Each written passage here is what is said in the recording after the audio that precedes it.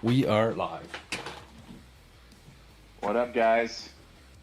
How is everybody doing tonight? Doing good, man. Know if we're gonna have any listeners. We had a couple listeners last time, didn't we? We sure did. We sure did. Okay, I'm gonna open this up, put the stream up so I can look at chat there. Okay. All right. Well, my name is Johnny Mill. I occasionally stream on Twitch. I'm an avid Doom fan. I've been a Doom fan for about 30 years or so. And I'm ready to talk some Doom: The Dark Ages, episode 2 of the Mr. Dude, Johnny Nail, Lord Acid King podcast. Mm-hmm. We're happy to be here. We got lots to cover tonight. There's been, I'd say, a wave of drama from some very interesting, stemming from some very interesting tweets on X that I think a lot of people are giving a lot of credence to over nothing, but we could kind of dive into that and talk about some other things and call it good. Sweet. So if you want to show everybody what tweet exactly that we're referring to, and then we'll discuss it. So on January 23rd, 2025, this guy who nobody really knows who he is. Actually, I'm not okay. I think it's okay. And I have to remember there's a delay. Doom, the woke ages was the tweet. And on the left-hand side, there was a still from the gameplay reveal that said it's a Doom for all Slayers. And then on the right, it kind of showed the difficulty slider, which everybody seems to be talking about. And this, as of tonight, so about 7 days later, 8.2 million views. And I mean, I kind of got in there as well, but just a lot of interesting comments. This person said, no jump button, a shield. This is the same guy that posted, no jump button, a shield, a parry, a game speed slider, Xbox ruined Doom and made it for casuals. Interesting. Look at that view count though. 8.2 million. Yeah. The thing that I don't understand is why does, because he looks like just like an ordinary guy, right? Doesn't even have like a YouTube channel or nothing. It's just an ordinary guy. Why did he get so much attention? It's just that was what was weird to me. Yeah. Did you find that odd that so many people like saw his post and started talking about it? It just doesn't make a whole lot of sense to me personally. Yeah, I think after it did start gaining traction, I noticed some people, instead of retweeting it, were definitely trying to just take a screenshot and then talk about it, not to boost this guy's engagement or anything. But there's some hidden replies that are kind of spicy. You're fatherless. Shut up for once. Cry about it. So clearly, like, emotions are high, but fundamentally, we got to ask the question: has Doom gone woke? What are your thoughts, Johnny? I don't think so. I don't think so at all. I think the main reason why we have these difficulty sliders, I think, is a direct response to what Doom Eternal was, which a lot of people thought that Doom Eternal was way too difficult. It was way too complicated. And I think that, see, here's the thing. I'm not sure whether this was id Software's idea or Bethesda's, because it feels very Bethesda to have these sliders. And I think it's them saying, you know, we want people of all skill levels, even very, very low skill levels, to enjoy our game.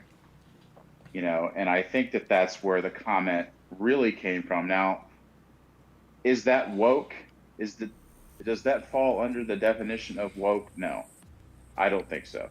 Yeah, But neither if you do want I. to say that they're pandering, I mean, you could make the argument that they are trying to pander to people that aren't Doom fans, because I would assume that if you're a Doom fan and you've been a fan for 20 or so years, then you can play the game.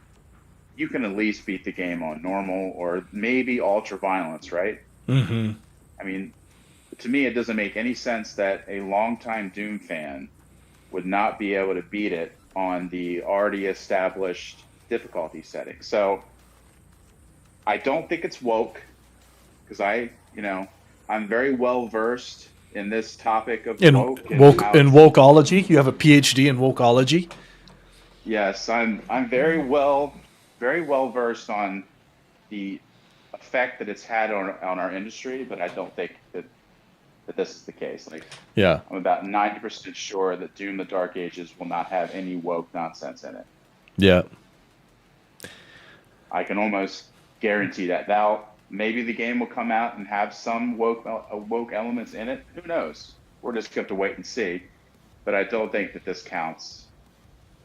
But I will also say that, and I said this the last time we streamed, I don't like the difficulty sliders, and you know, I don't think they should be in the game.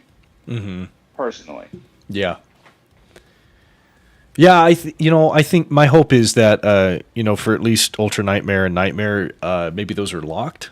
Maybe not Nightmare, but maybe UN is locked at a particular setting to not make it like overly goofy with the projectile speed and other elements that you could adjust and customize. But it's like a set kind of, I guess, range, maybe. Or maybe just not even a range that you could change, but that is the UN experience that it has decided to be the UN experience. And that's something that you can't change, which will satisfy the demands of the people that have concerns about it, going too soft. But for everything else, like, I think it'll be interesting to have maybe like different ways to play and how that spills over into creating content for Doom. But also just, I think there's going to be more dynamic opportunities to play this game, which is fine. And that's a decision I think they probably made early on, to your point about, kind of understanding the reaction to Doom Eternal. Clearly the journalists love the game and were able to breeze through Doom Eternal no problem. Like, they never wrote about its difficulty at all. Wink, wink.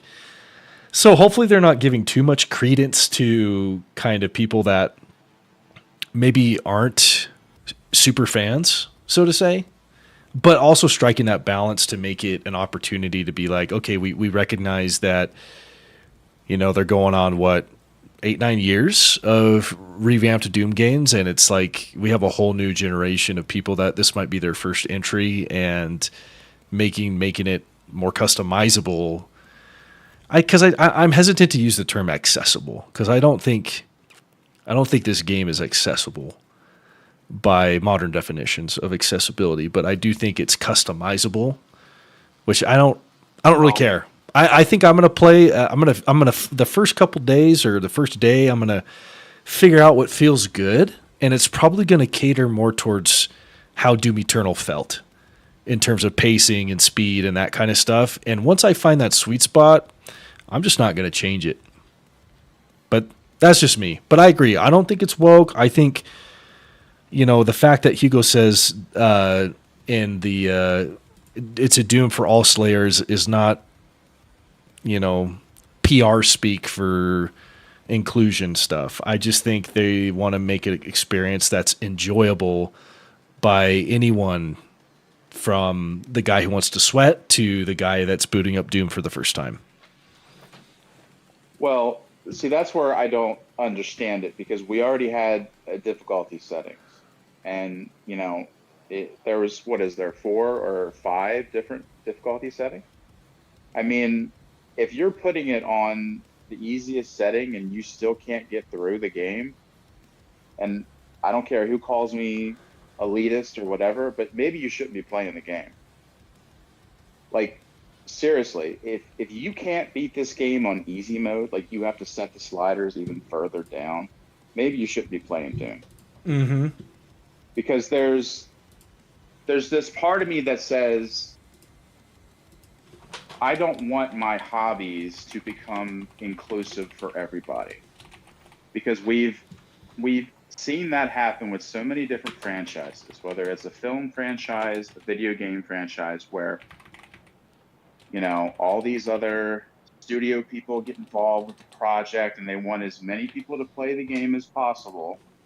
And you get this situation where companies are trying to pander to people that don't even like the game to begin with. Like, seriously, if you're playing this game on the lowest difficulty setting and you're bringing the sliders all the way down to the left, I just don't think that, I don't think that you're, the kind of person that's really even going to care about the game anyway, Right. if that makes any sense. So why are we trying to pander more to these kinds of people? I don't care whether a game journalist can play the game or not. Okay. I don't work for id Software. I don't work for any of these companies. My only credentials here is I love Doom. It's one of my favorite franchises. And I don't want to see it watered down by stuff like this. Mm-hmm. Now, in terms of calling it woke is completely just fucking stupid, okay? Mm-hmm. The only reason why this guy got any traction is because he had the word woke in his tweet. Like, I would assume that if he had not put woke in that tweet, that nobody would have cared about it. Don't you think? Yeah. Nobody would have reacted to it. Yeah. Yeah, if he would have said, "Oh, they're making Doom soft," like nobody, it would have been easily dismissed. But the woke is such a loaded term and probably means something different to everybody at this point. And yeah, for sure, that definitely drove a lot of the engagement. Well, I think that the main problem here is I think a lot of people don't even know what woke means at all.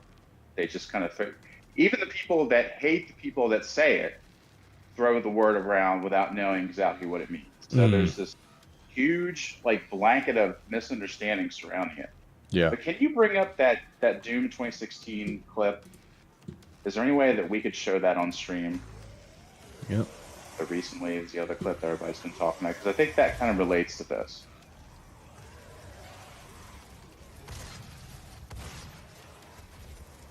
Yeah, this is the clip that everybody's been talking about.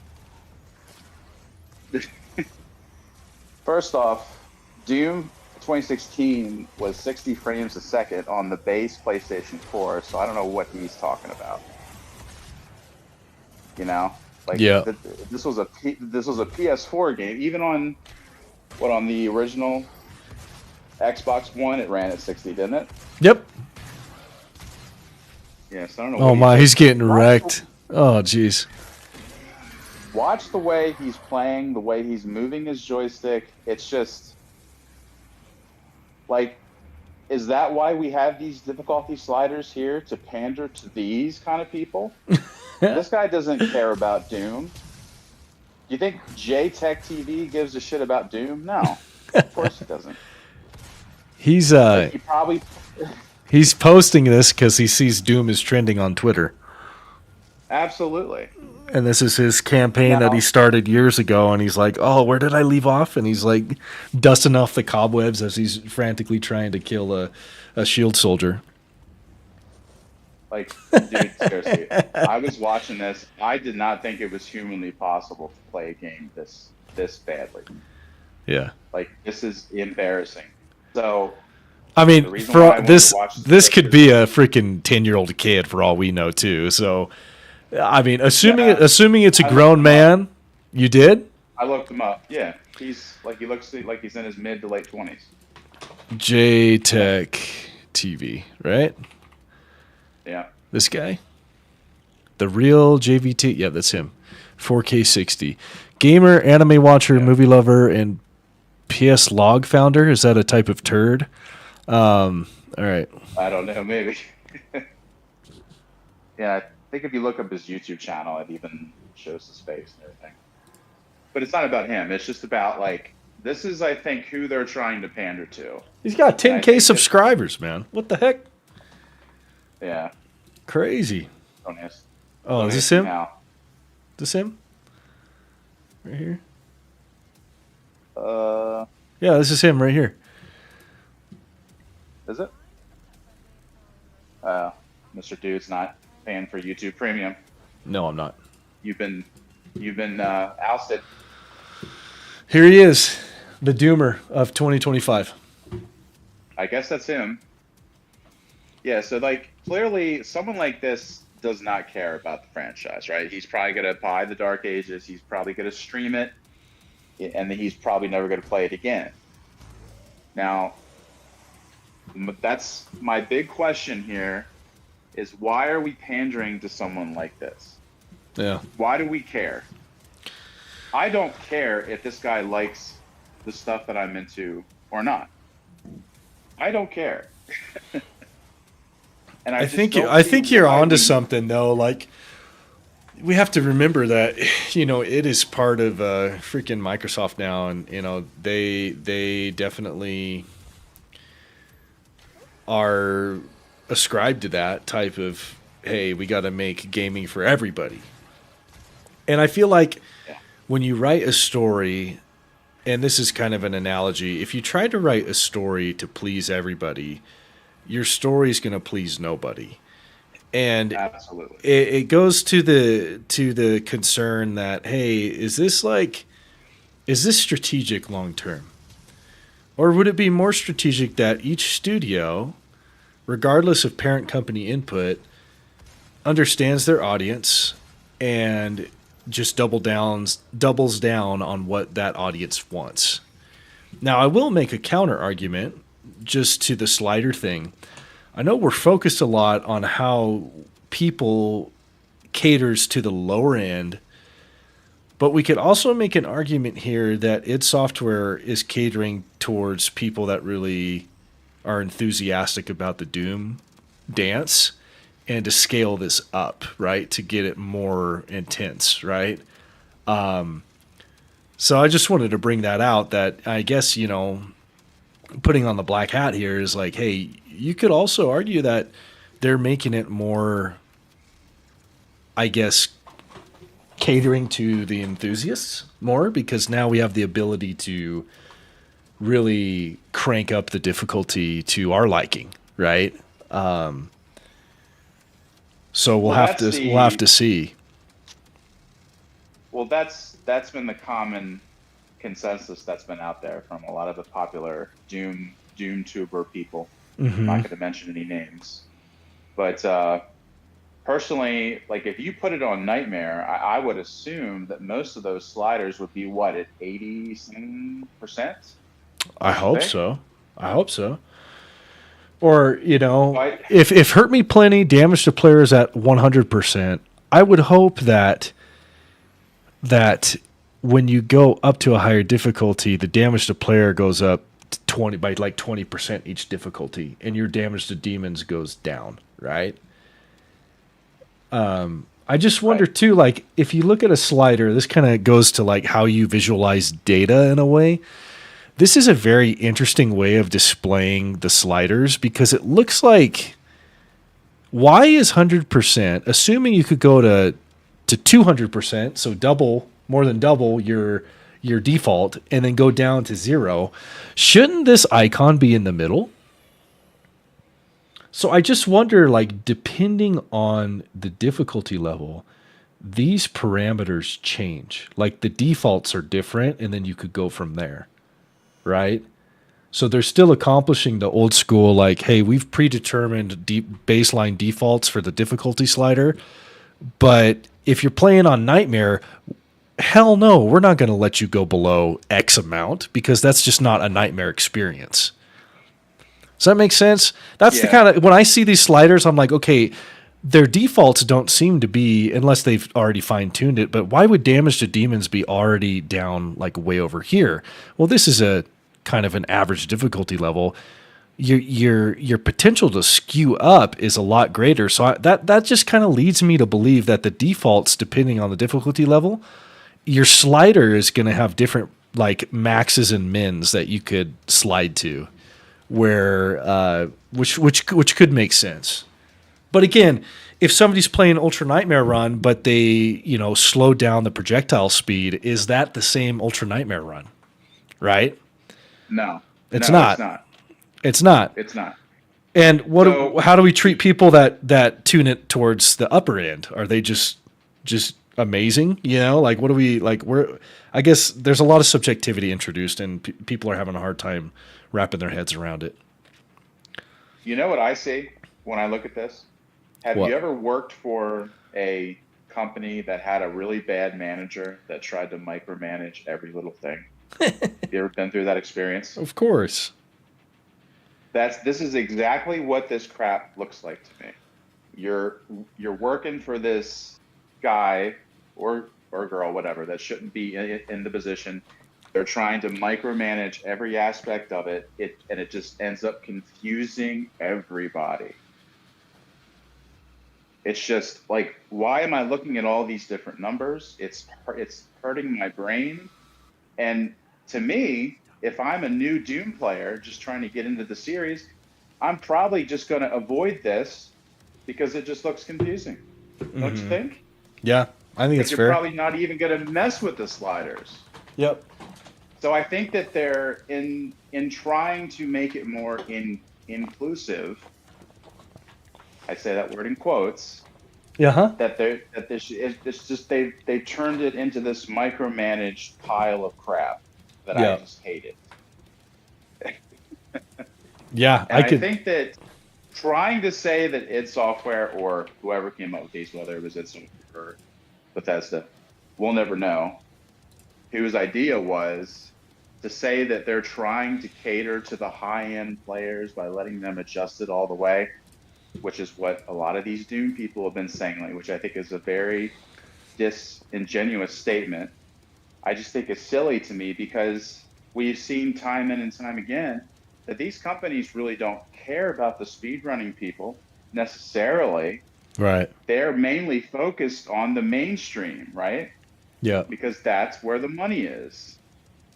You don't build a game based on the people that speedrun your game because they're going to play the game completely different from the normie that plays it. Does that make any sense? Absolutely. Absolutely. So to say that the sliders are really meant for the high end players that want to crank it up, I think that's pretty disingenuous, Yeah. honestly. I think I that's think these fair. are clearly, yeah, I think they're clearly designed for people of a very low skill level that found Doom Eternal too hard. And I think that Bethesda probably pushed them to put these in. Yeah. That's my honest opinion. I don't, I certainly don't know any facts. Well, we know when they. I think the facts are just in the data, right? Like they know because when you boot up Doom Eternal, there's some fine print on the intro screen that mentions stuff like Microsoft Azure and data collection and things like that. We know for Yeah. a fact that they know where and when players drop off. And I Yeah. hope I'd like to believe that they are a data driven company and have that understanding to be like, yeah, you know what? We've noticed in Doom Eternal, these are the exact points in certain levels and demon kind of maybe saturation on the map because you could configure your analytics code in games to track all of that to kind of figure out okay this is the last time x amount of people stopped playing Doom Eternal, and then maybe they're just trying to strike that balance, or maybe it is a mandate from a parent company. I don't know. I just think that the what would make me happy is when you get to the harder difficulties that there is no customizable slider. That's my hope. And if they do that, I'll be stoked. Or if they just give us an option to select, you know, I mean, well, in Doom, if you're playing on Ultra, everything up to Nightmare, right? You could pause mid game and then change the difficulty down if you wanted to, and then change it back up, right? So that kind of existed in Eternal. But Well, I I think, agree. It's kind of overwhelming this way when you're just like, okay, I have so many options you're throwing at me. I don't even know where to start. yeah, I think in Doom Eternal, I don't think I ever tried to adjust the difficulties while playing, but I think if you chose UN, you couldn't put it down, right? Once you chose UN, you were kind of stuck in that. UN But I was think the if you were UN was the only one that was stuck. It was the same nightmare right, difficulty settings, but but you you could you like couldn't change it, save. No checkpoints. You died and you have to start over. You could not right? change it. But But I if mean, you're playing on nightmare, you could change it. okay, yeah, because I never tried to do that. But so you could like pause a fight and Yeah, just set the difficulty lower, and it would automatically change it. Okay, I can show you yeah. right See, now. like, Yeah. yeah. See, wasn't that enough? Do we It- need all these different sliders in there? yeah, that's the So thing my where I'm thing is like, this.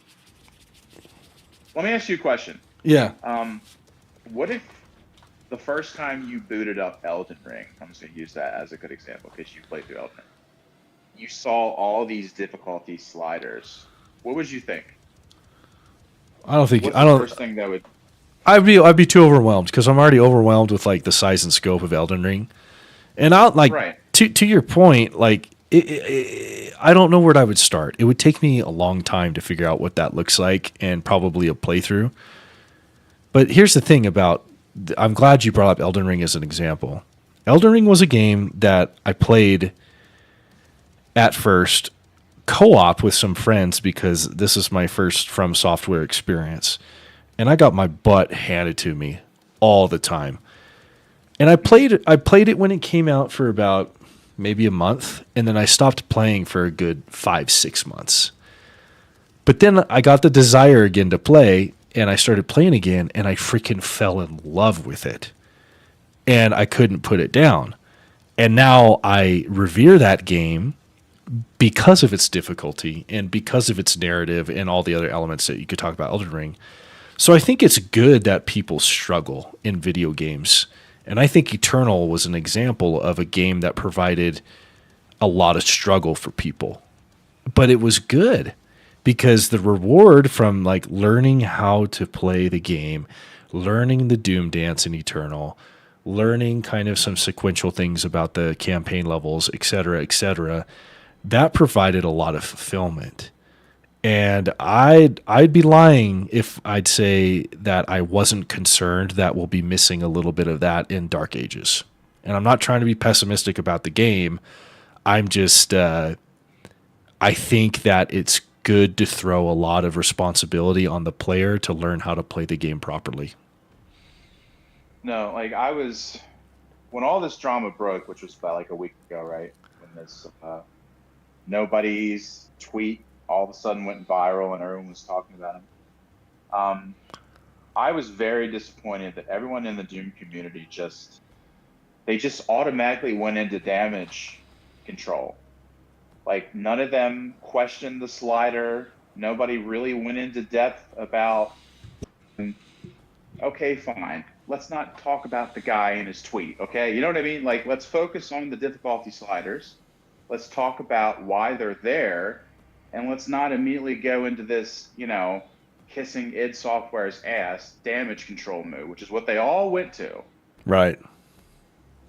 Because that's how Well, I I am mean, personally. I mean, I don't know about you. all these people that were quick to defend, a lot of them that were mostly outspoken are the people that were invited to the early screening. And I imagine Yeah. there's great incentive to want to be a yes man and say, "Hey, like you're doing great. Keep it up," because they don't know how to act in that situation. Whereas I feel like feedback is good. And Like, we have a chatter and yeah, Valo Dave, Hello. he's a good What's up, man? man. How are you? I know him. He's great. Oh, okay, cool. Yeah, Cool. thanks for tuning in. We're just Welcome. talking. We're talking Doom and kind of the drama that's been unfolding on social media about some random guy calling it woke and it exploded, and then everybody's talking about it. And so we thought we'd give our 2 cents tonight. And but yeah, just back to the whole thing. I just again, is this something that was blown out of proportion? Yeah, for sure.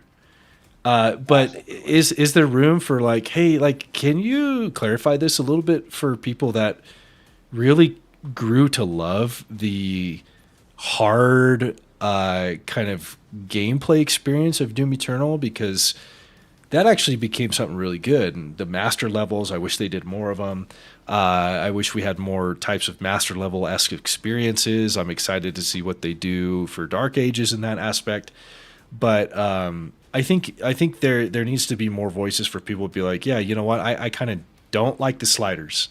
I want you to establish what this looks like, and I want it to be very, similar to kind of how Eternal handled things. Right.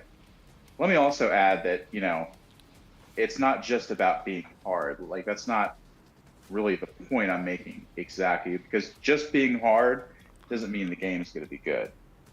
Like, a game has to have so many different elements to make it a good game. And I don't think that, making a game as punishing as humanly possible is what they should do either. I'm just simply saying that this just looks like a micromanaged pile. It's just, I think it's a mess, personally. Yeah. And I think that when you're passionate about a hobby, I think you should be able to question it. You should be able to say, you know what, I'm really excited for this game, but I don't like this thing that you're doing here. It's perfectly acceptable to do that, don't you think? For sure. And that's what I'm saying. It's like we want to avoid echo chambers, right? We want to avoid situations where the only thing we're doing is saying, yes, no, this is great. Yeah, keep going. Like, yeah, like you could do no wrong. Da, da, da, da. And I have a lot of confidence in id Software. But again, to our previous podcast, I'm like, I think they screwed the pooch when it came to the story in Eternal. Like, and I've been very vocal about that. And I've talked with other people that have been with this franchise since the 90s, and they agreed that Eternal kind of took it too far in a direction. But that type of feedback is going to get drowned out by people that have greater audiences, right? And are just trying to play the game to be in good graces, where it's like there's a world exists where you could be in someone's good graces and also give them candid feedback. And I think that's where we're trying to go with this whole conversation is like, we understand, no, Doom isn't woke. We agree. But is there an area here to say, hey, id Software, I don't think this is a good idea? Yeah, like I think woke is just the worst kind of terminology that you could ever use for it. Like I think pandering is probably a better term for it, which I don't think is the same thing. Right. It's, you're trying to pander to the lowest common denominator. Because I think that, like if you take someone that will play it on the easiest difficulty setting, right, and you just got it on Game Pass, because most people, I would assume, who are going to play it on the really low difficulty settings probably aren't going to buy it. Don't you think? They're just going to play it on Game Pass. Yeah, absolutely. Absolutely. And how long do you think that person will actually play the game for? Do you think? Well, with the sliders, they'll probably beat it and then not touch it. Well, no, I'm not even talking about the sliders. Yeah, like you know what I'm saying? Like it'll be a one and done that we're talking about. Yeah. It'll be a one and done. They'll play it for 2 or 3 days, and then they'll get sick of it, and they'll go back to Apex Legends. For sure, absolutely. So why are we trying to pander to these people? Yeah, I don't care about them at all. Right. Because I think a big reason why the industry is in, is having, why we're in such a slump right now is because the industry has become a catering to normie industry. Whereas video games 20 years ago, look at what video games were 20 years ago compared to now. That's all you got to look at. I mean, look what happened with Dragon Age Veilguard. And I'm not going to get into the politics of the game and what they decided. That's a whole nother thing that would take forever to talk about. But I'm just going to make the small point that I think Veilguard is an example of a game where they tried to please everyone at once at the expense of people that loved the old Dragon Age games and that type of experience. And the result of that is the franchise has been put on hold. A large portion of the writing staff has been laid off and won't be working on Mass Effect 5 because I think if they fail to deliver with Mass Effect 5, that's the end of BioWare, right? So anyway, I just think it goes back to that original point we made at the beginning of the cast is if you try to please too many people, you're not going to please many people at all. And it's just a concern about the Dark Ages. Is this an opportunity where it's going to miss the mark? Well, yeah, we also need to realize that the video game industry is the biggest entertainment industry that exists. Correct. Bigger than the film industry, bigger than sports. It's bigger than anything. Mm-hmm. So, and what would you say the percentage of people that play video games are normies as opposed to like more the sweatlord crowd? What would you say that percentage I say it's 80-20. I think 80% of the people that play video games frequently take it more seriously. And then 20% is like, I just want to like do whatever. That's how I feel. Oh wait. So you're saying you think that 80% of people that play video games are like serious? Wait, what did I say? Serious gamers? I think I might have said it backwards. Sorry. Let me clarify. Yeah. What I meant to say was 80% are casuals and 20% of people are like enthusiasts. Sorry, I totally said that backwards, huh? Sorry. It was all clear in my brain when I was formulating the thought. It's all good. But you know what I'm saying? I think and again, it's just like from a marketing perspective, like, oh, you should market to the 80% crowd, right? And I think this might be an example of that. I really do. Well, yeah, I mean, we have Microsoft and we got Bethesda. I mean, that's just, yeah. As much as we want to pretend like it's not happening, I think some of that has leaked into Doom, where I think they realize that like Halo is nowhere near what it used to be, right? Like, do people still really care about Halo the way they did 15 years ago? I'll say the 20% crowd of Halo, the people that really, really care about the game and the franchise, are disillusioned. Yeah. They are anxiously awaiting a return to form for Halo. And despite their gripes, they still play, not because they don't have anything better to play. It's just they really like that experience, right? And there's a lot of nostalgia attached to playing Halo, even if you play Infinite. But I think everyone's trying to hope for a return to form for that franchise. I think it's opposite in this case, whereas like 2016 was a great experience. Doom Eternal cranked it up to 100, and we want more of that. We want it to continue to put gas to the pedal and not kind of drop off for frivolous reasons of making it more accessible to a broader audience. We just want more of what we've grown to love. At least I do.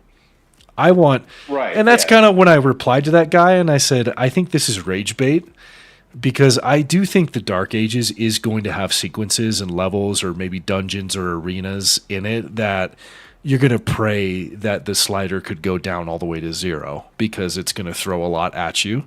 And I think Hugo's the type of guy that would do that. I think that this team is the type of team that would say, okay, yeah, this is a red herring, so to say, and you're going to get in this game and you'll be like, holy crap, it's a lot harder than I thought it was. And it's going to take some time to get used to this cadence and this type of gameplay because they're throwing a lot at me. At least that's, if we look at historical evidences, it seems like that's what they've done, right? Is they do throw in a lot of surprises that are going to make you go, oh crap, like this is making me sweat a little bit. Right. Well, I think we're living in an age of gaming where people are so black-pilled about everything. Because how many popular franchises have we seen just get decimated? I mean, it's kind of impossible to have gaming as a hobby in 2025 and not be black-pilled about this stuff. Like, oh, for sure. What I'm hoping is this game will come out we'll all fall in love with it, and people will just forget all about the stupid sliders. Hmm. That's what I'm that's what I'm hoping, which just reiterates what we're saying, where they should have never been there in the first place. If people are just going to forget that they're even there, well, why are they there then? You Hmm. know what I mean? Yeah, and I think it's awkward because they chose to include it in their gameplay reveal, right? And Yeah. again, it's like, well, what's the audience of a gameplay reveal? This was, this wasn't a QuakeCon reveal where it's like, hey, let's show you the most intense, goriest aspects of Doom, which is kind of what they did when they revealed 2016 at QuakeCon. This was like, hey, you're in a general Xbox showcase that has anything from a JRPG reveal to Doom Eternal. Like, so somewhere along the lines in the marketing department, a decision was made to be like, hey, we should talk about the sliders. And yeah, whoever made that decision, some interesting consequences have come about because of that, right? Imagine how things would be if they didn't include that little segment about the sliders. You know, Yeah. The reason why I brought up Halo is because, Halo is just not the moneymaker that it used to be. So I think Doom at this point is Microsoft and Bethesda's, that's their main thing, yeah. right? That's their only thing that they have left. So they really just want to get as many people playing it as humanly possible. And we can also get into the topic of everything going on Game Pass, whether that hurts or helps the industry, Hmm. because that's a whole nother topic. That's a Well, whole nother John topic. John Romero, the creator, one of them of the original Doom, he said this week that he thinks Game Pass is a great idea because it offers greater visibility to indie developers,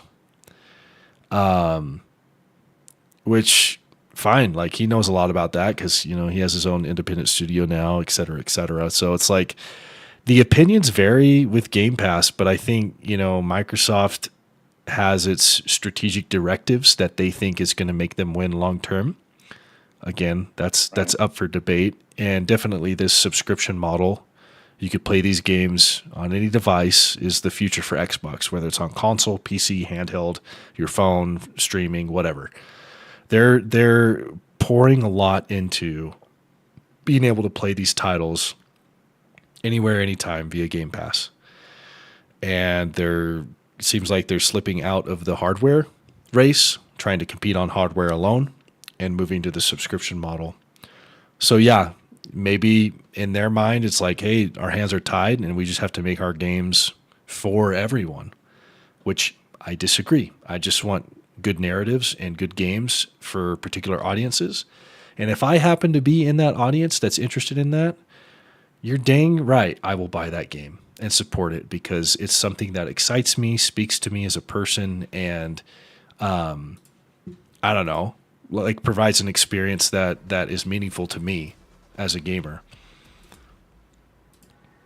Yeah, I think that key word you used right there is meaning, because I don't know. I just feel like that ever since this Game Pass became a thing, meaning has went out the window, because you sit there and you play one game for like a couple hours, and then, oh, there's this other game that's on Game Pass. Okay, I'm just gonna play this one. Oh, well, this is kind of boring. I'll just play this other game. And becomes this endless cycle of like this soulless way of playing video games, where and I realize we're living in completely different times, and maybe I'm just a old guy yelling at the sky with this topic, but it's like that's not how I discovered games. Yeah. That's not how I fell in love with video games. And I don't want that audience that doesn't value games the way that I value games to invade my hobby and tell me that I need difficulty sliders, Right. because it kind of pisses me off a little bit, Yeah. honestly. Yeah. I'm not sure if I'm making any sense here. I'm just kind of ranting at this point. No, I mean it's fair. I think a lot of people feel like they're getting left behind with how Yeah, things are going. Like you talk, there's no other group that has this fear and this same type of like disdain than Elder Scrolls fans. Because look at the Bethesda that made Morrowind versus the Bethesda that made Starfield. And you tell me that you're confident in Elder Scrolls 6, which is the most anticipated RPG probably of our lifetime. And you're telling me that based off of current trends and who's saying what online, that may or may not hold important positions at certain companies that we may or may not be mentioning. I just wonder if they realize that, okay, the people that bailed them out and played their games when they were in a very vulnerable position with, in their development cycle and in the history of their company, it begs the question, like, do you still remember, the people that were loyal way back in the day? And maybe it's not about loyalty, and it is about money. But doesn't that suck when art such as this just comes down to numbers instead of like, what type of story do I want to tell and what type of emotions do I want my players to feel? And it's just like, no, we got to include this because that's what's going to sell. It's just Let me ask you, makes me sad. When did Morrowind come out? That was the first one, right? Yeah, 2003. Yeah, as opposed to now, like But the context, that's a more than 20-year difference. Like, people have to understand that the people that made those original games aren't even working in the industry now. yeah, they're either dead or retired, right? Yeah. Yeah, right. Well, or they got pushed out of the company, which happens a lot because they wouldn't go along with the program. You're out. So we have this whole new crowd, and I'm going to put crowd in quotes there because we're not going to go into great detail about who this crowd is, but they have come in with certain agendas and they have ruined these franchises. Now, to be fair, I'm not saying that's happening with the Dark Ages. I think the Dark Ages is going to be amazing. I know I sound very pessimistic about this slider topic, but I still think this game is going to kick ass. Like, I really believe that this is going to be a great game and that people are going to forget about the sliders. And I'm hoping they're not even going to matter. And we're just blowing all this way out of proportion. Yeah. But to go back to what we were originally talking about, to circle back, Yeah. is Doom the Dark Ages woke, quote unquote woke? No. At least I have not seen any kind of indication to say so. Right. I agree. Now, the other thing that I wanted to ask you about, what do you think about the female character that they showed? What were your thoughts? Because they only showed like a really brief glimpse of her. I've seen some other people talking about using her picture as to say, "Oh, well, look how woke the game is." Again, it's like this first guy that tweeted out the woke thing. It's all about framing at this point, and think about it from if you're a person on X that has a verified account, you're incentivized to rage bait and get engagement because you get freaking paid, bro. If you get that many impressions and ads start getting in your feed for your tweet, you're going to get paid. And so I think there's a lot of people out here that are going to leverage these opportunities to try to create controversy where there is none. And I think that's exactly what's happening with the Dark Ages. Because I share the same sentiment. Do I have concerns? For sure. I don't think there's been a video game where I haven't been like, hey, there's some things here that I just don't know the full picture and I would like more clarification. Whether or not I get that is not up to me. But I think that, people now have so many angles to try to talk about these topics, and are they good faith or bad faith arguments? I think you could tell pretty quickly. But again, the game isn't woke. I'm very excited about it. It's going to be my game of the year for sure. I'm going to play the crap out of it. We'll just see about all these little minor nuanced details that how they unfold. But I think overall, like, this whole woke thing definitely was a molehill turned into a mountain, and it's hilarious how many people, just including us, are talking about it. And I don't want anybody listening to this cast tonight to think that we're jaded we're jaded about some things in the industry. I'm not going to lie. But to your point, we're not pessimistic. At least, we're not pessimistic about Doom. We love Doom. We're very excited for the Dark Ages. we just thought this would be a great opportunity to talk about the greater meta at play surrounding the industry and about this controversy in particular. But yeah, kind of an interesting moment in time we're in for video games. There No, she I think is. it's great that.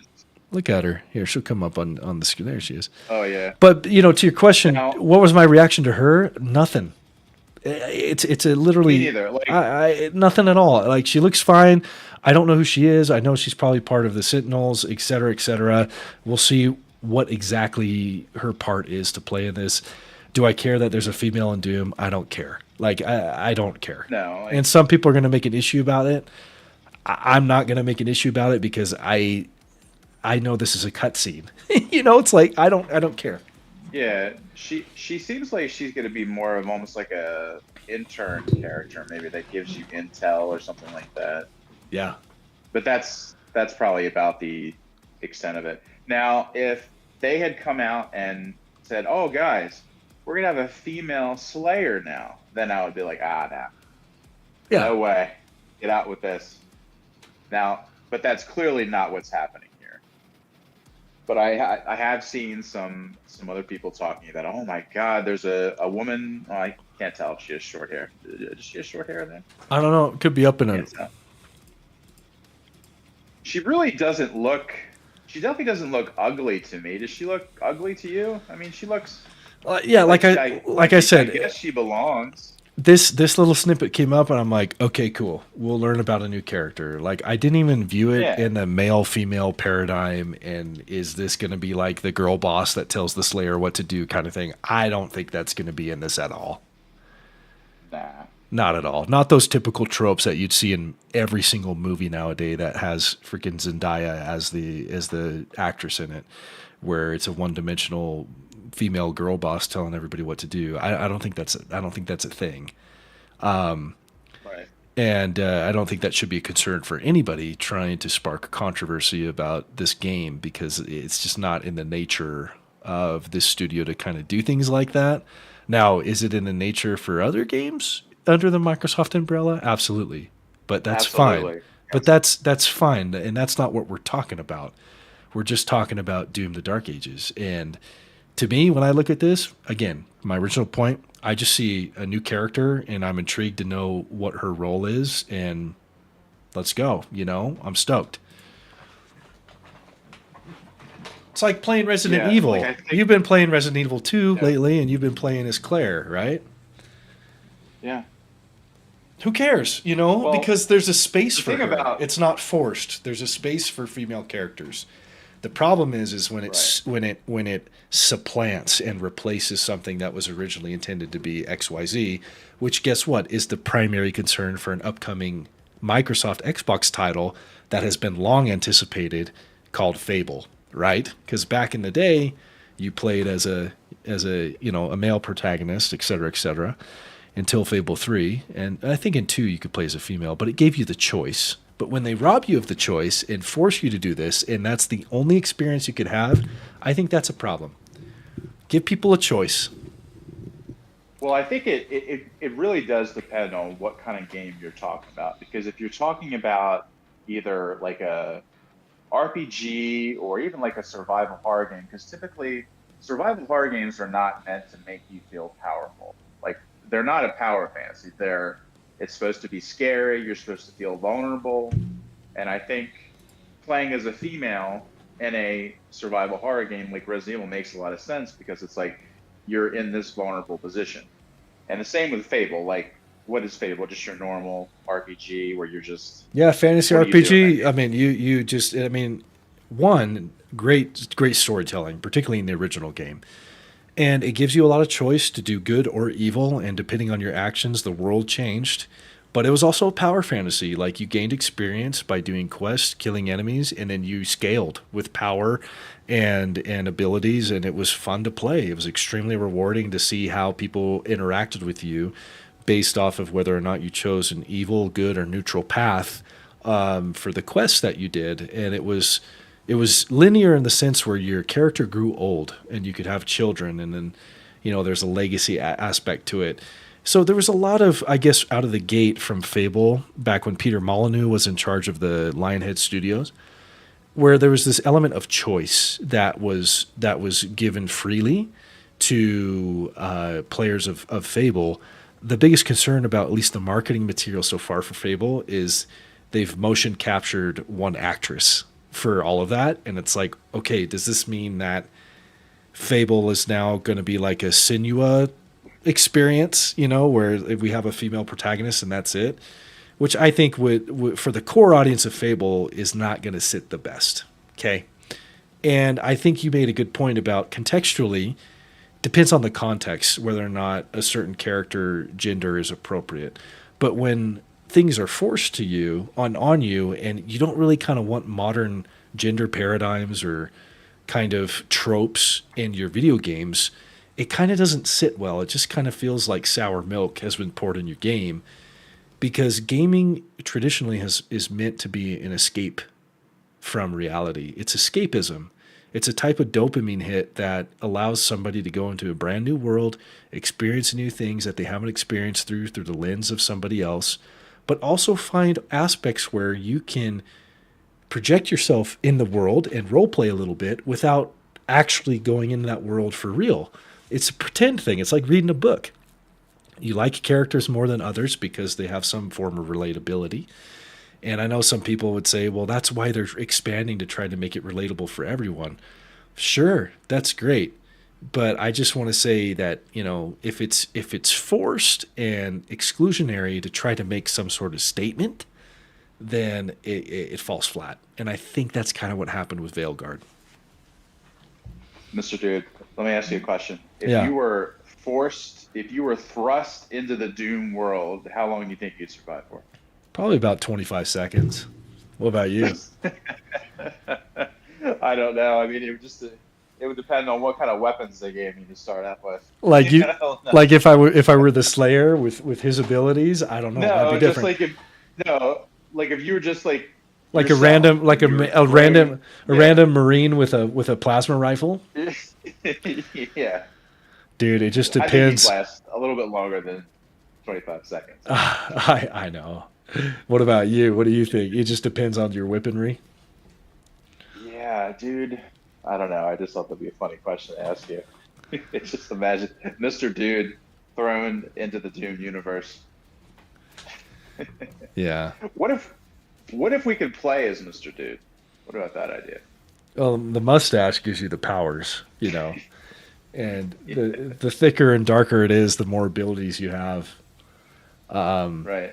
And I think that's reasonable to assume that that's the case. But maybe one day we'll make a video game where we can make that a playable experience. Nice. Yeah, well, the only other thing that I'll say about Doom, okay? I'm gonna be real with you for a second. I'm gonna be real with everybody. Doom was made by men for men. Okay? Yep. Whether or not you want to accept that or not, that's just how it is.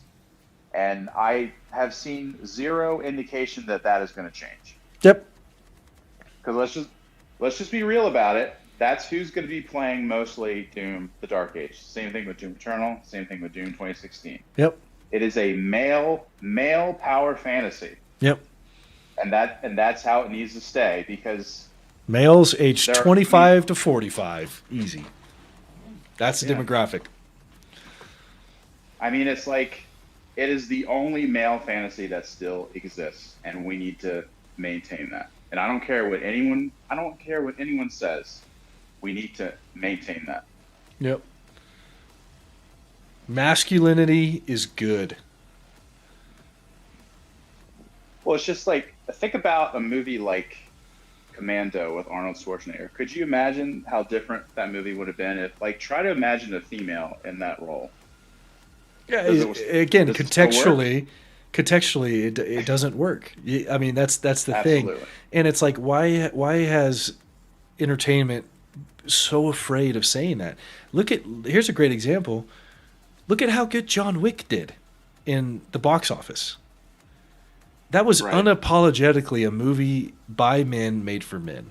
And I'm not saying all men were on the crew. Clearly, there's a mix of Right. everybody working on that project because it's huge. But I guess what I'm saying is from an element standpoint, a psychological standpoint, and a storytelling standpoint, that was a dude's movie for sure, and it did well because again, has this demographic been ignored? I think so. I think so. Absolutely. And I think it's time that games like this with their success. Remember last podcast we kind of ran the numbers for Doom Eternal. It made over $1 billion. It was a highly successful game, extremely successful game. And this one, I think will do the same, if not beat Doom Eternal. Right. And it's not woke, so support the game, get excited about it. If you're listening, like, subscribe, follow both of us on Twitter. We'd love to talk about it. You could tell us how wrong we are. We don't care. We'll tell you how wrong you are. And that's just how it is. But we love Doom. We're excited for Dark Ages. Catch one of our streams when you have a chance. And we would just love to talk Doom with anybody and everybody. Johnny, what else do you want to say? Nothing. Just I'm still just really excited, and I'm extraordinarily passionate about this game and just anything relating to Doom. And let's just wait until the game comes out before we outrage about something. That's right. All, yeah. That's all. A word of caution, a word of wisdom to the broader community. It's just like take everything, a little bit slow here. I know we're excited, but we're only a few months away from May. Like it's really closer than we think.